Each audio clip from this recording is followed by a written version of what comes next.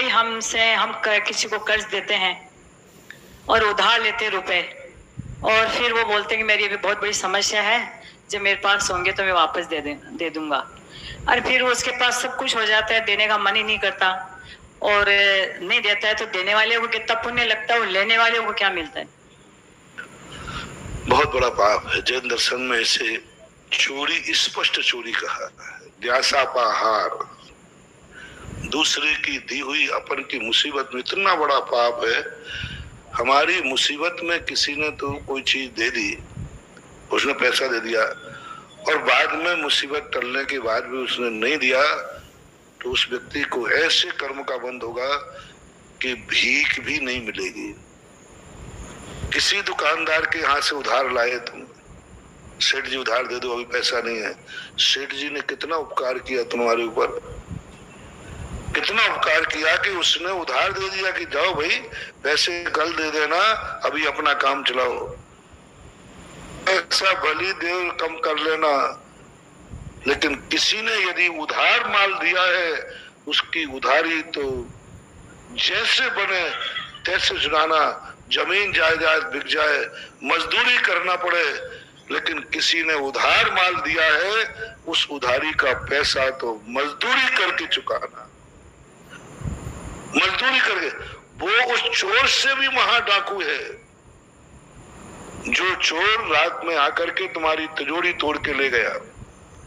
उस चोर से भी महाचोर है जो उधार ले गया, पैसा ले गया, उसने दे दिया, पहले गिरवाया, साहब मैं बहुत परेशान हूँ, आप लाख रुपया दे दीजिए, हम लौटा देंगे, सब किया, और बाद में नहीं लौटा रहा है, तो उस डाकू से भी महा डाकू ये है। और इसके तो ऐसे दिन आएंगे, ऐसे दिन आएंगे कि इसको भीख भी नहीं मिलेगी, और समृद्ध भी हो गया, आज दे भी सकता है, नहीं देना।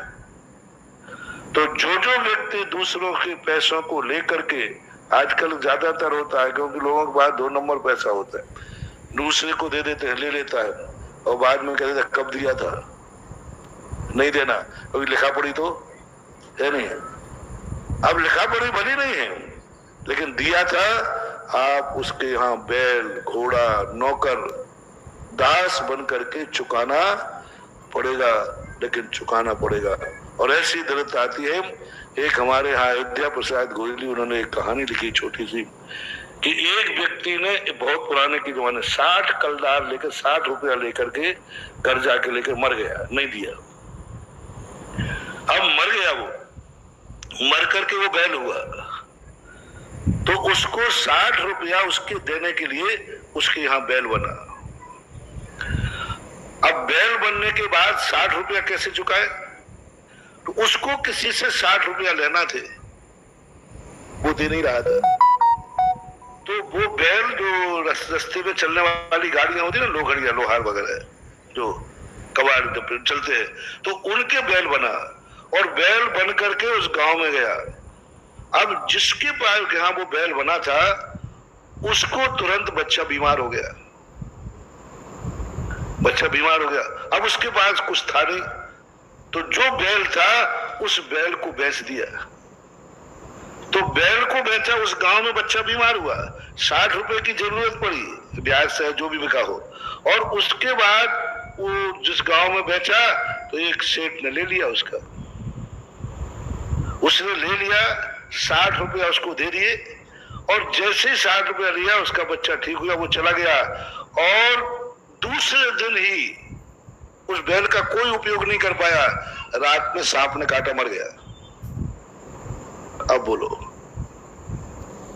अब वो कहता है कि कहाँ वो हो, मेरे कितने भाग्य थे, बेचने के बाद मरा, कल अपने यहाँ होता तो मर भी जाता 60 रुपया। और वो सेठ कहता है मेरे कर्म फूटे थे, एक दिन पहले खरीद लिया। अब देखो, उसका देना था, उसको लेना था, उसके यहाँ बैल बना, बच्चे बीमार हुआ, 60 रुपए में बेचा, उसके 60 रुपए वापस आ गए, और उससे 60 रुपया लेना थे, तो उसके घर में गया और मर गया, 60 रुपए ले लिए। अब बोलो, 60 रुपए में जब इतनी बड़ी कहानी है, तो तुम तो लाखों लाखों रुपया निकालोगे, बहुत बड़ा पाप है। 60 रुपए के कारण से व्यक्ति को बैल बनना पड़ा। इसलिए सारे भारत के लोगों से मेरा कहना है, कोई ने यदि तुम्हें उधार रुपया दिया है या उधार रुपया दिया है या उधार माल दिया है, उसको भीख मांग करके भी देना पड़े तो देना, कभी परिणाम मत बिगाड़ना। चाहे तो भिखारी बन जाओ, मजदूरी कर लो, लेकिन उधार देने वाले का कभी खाके मत मरना, नहीं तो 100 जन्म तक भी तुम्हें मजदूरी नहीं मिलेगी, भीख नहीं मिलेगी, और पशु और त्रियंश बन करके वो पैसे चुकाना तो पड़ेंगे। इसका तो कोई रोक नहीं सकता। महाराज जी, देने वाले को मांगना भी नहीं चाहिए, दे दिया भूल जाना चाहिए। नहीं, वो आपका पैसा है, ग्रस्त है, दान नहीं है, बल्कि जैसे बने तैसे लेना चाहिए। 2-4 डंडे भी फाड़ना पड़े तो प्यान तो नहीं लेना चाहिए, लेकिन FIR पुलिस में लिखाना पड़े देना चाहिए, पुलिस में भेजना चाहिए, दंडित करना चाहिए, जेल भिजवाना में कोई बात। आपका पैसा है, ग्रस्त का सहयोग में दिया है, उसको साम दंड भेद विधि से लेने में कोई दोष नहीं लेना ही चाहिए। भद्रोदय नाम का ग्रंथ पढ़ना, उसमें ज्ञान सागर महाराज का है समुद्र चरित्र।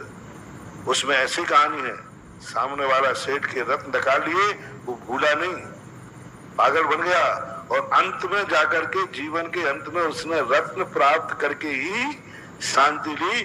भद्रोदय पढ़ना, छोटा सा किताब है, समुद्र चरित्र। वो पूरी कहानी इसी पर है कि दूसरे से उधार लेकर के उसने उन रत्नों को क्या कर लिया, मना कर दिया। वो कैची वाला मामला है, वो सप्त घोष।